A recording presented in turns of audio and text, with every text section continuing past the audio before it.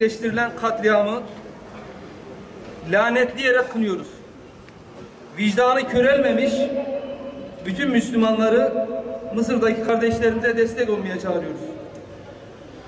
Mısır, Rabiatül Adeviye meydanında sivil protesto eylemi gerçekleştiren ve sadece dua ederek tepkilerini dile getiren halka bütün dünyanın gözleri önünde dün gece bir katliam yapılmıştır. Rabiatül Adeviye meydanında bulunan gönüllülerimizden alınan bilgiye göre yüzlerce şehit ve binlerce yaralı vardır. Yaralılara tıbbi müdahale dahi engellenmektedir.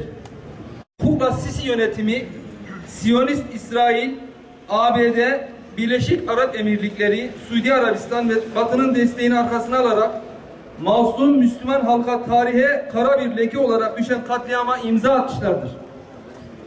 Özellikle son birkaç aydır Türkiye, Suriye ve Mısır başta olmak üzere bütün dünyada Müslümanlara yönelik şiddet ve baskı artarak devam etmektedir.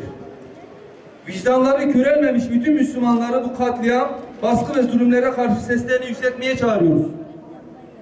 Bilinmelidir ki katillere sessiz kalanlar katillerin suç ortağıdır.